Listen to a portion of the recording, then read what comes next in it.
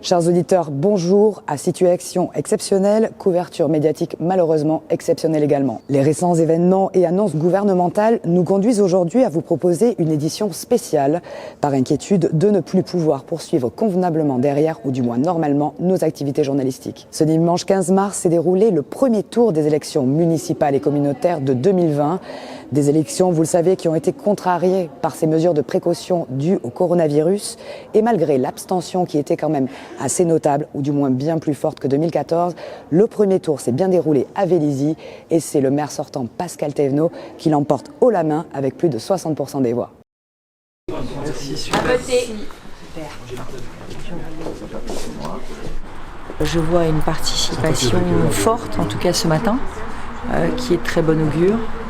Ça veut dire que les Français, malgré la crise sanitaire, ont tenu à honorer ce rendez-vous civique. Moi-même, je m'étais interrogée hier, bonjour madame, au vu de l'aggravation des contraintes annoncées et des mesures d'urgence annoncées par Édouard Philippe sur la cohérence de maintenir ce scrutin. Mais je vois avec un grand soulagement que les Français sont au rendez-vous. Et je pense néanmoins que dans les jours qui viennent, il faudra que nous fassions un point très sereinement au vu des évolutions de santé publique sur la question du maintien du second tour. Nous aurons l'occasion, les présidents de région, d'en discuter avec le Premier ministre qui nous reçoit mardi prochain.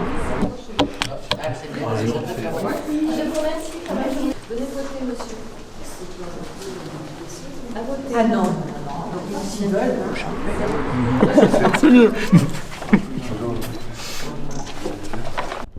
À voter. Attendez, il faut attendre à voter.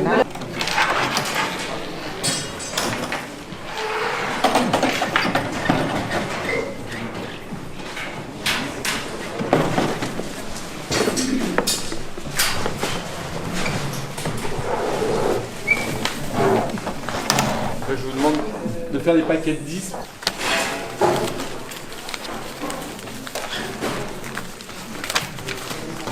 Je vous remercie d'avoir déjà voté, de vous être mobilisés, d'avoir participé au dépouillement.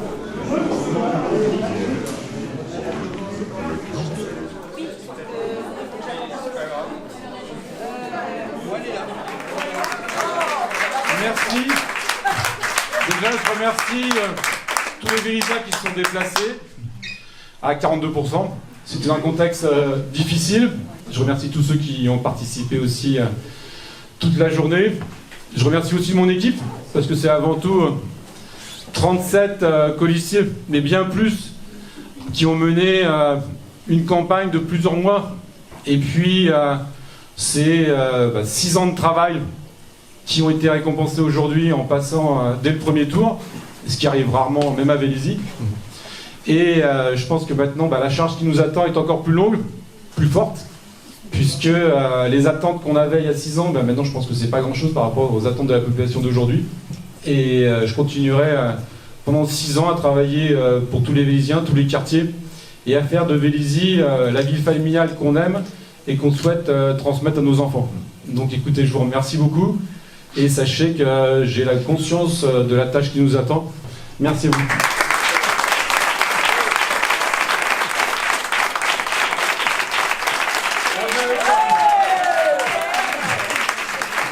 Je ne peux pas vous embrasser, mais le curier.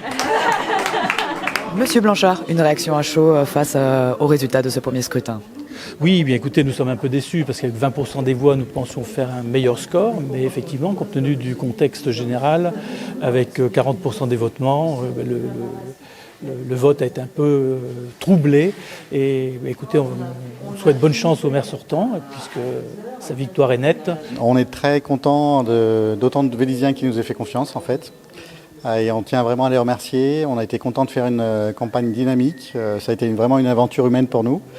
Et c'est quelque chose qui commence en fait. Il y a 3 mois, personne ne nous connaissait. On a réussi à s'unir, l'écologie, les forces de gauche. Et là, on a créé une dynamique et on va la maintenir et aller de l'avant. C'est vrai que c'est pas quotidien à Vélizy, mais ça fait plaisir. Et puis c'est à la fois une reconnaissance de tout le travail qui a été fait par toute une équipe et puis tous les agents de la ville pendant 6 ans, avec de grosses attentes. Donc ça fait plutôt plaisir que la population souhaite qu'on continue dans ce sens. Et puis ça nous donne encore une plus lourde tâche pour maintenant répondre aux attentes qui ont été suscitées pour les 6 prochaines années. Comme vous le savez déjà, les mesures gouvernementales nous imposent de rester le plus possible à domicile, de limiter nos déplacements. La moitié de la France est déjà en chômage partiel ou en télétravail. Et souvenez-vous, les plus de 70 ans, population à risque, doivent impérativement rester chez eux. Et c'est justement sur ce sujet que l'on parle maintenant, puisque Vélizy a pensé à ses aînés. On regarde tout de suite avec Michel Ménède ce qui a été pensé pour eux. Alors pour les seniors, déjà vendredi après-midi, nous avons téléphoné à toutes les personnes de la résidence Arpavie pour leur proposer un portage de repas suite à la fermeture du restaurant Elior. Aujourd'hui, on continue pour toutes les personnes qui ont plus de 70 ans de toute la ville, de leur proposer également un portage de repas. Et puis il y a d'autres services qui sont mis en place pour toutes les personnes âgées sur la ville. Le président Emmanuel Macron vient de faire une nouvelle allocution ce soir, ce lundi soir à 20h. De nouvelles directives ont été encore prises et durcissent encore la situation. Le point exclusif avec notre maire, Pascal Thévenot.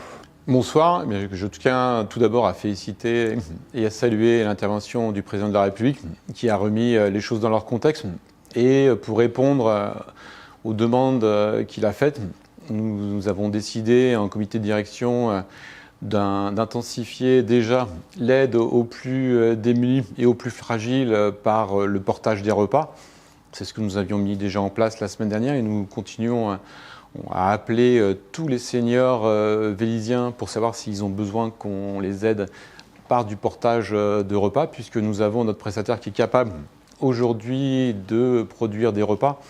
Et nous allons mobiliser tous les salariés de la ville qui le peuvent pour apporter les repas de manière quotidienne à nos seniors.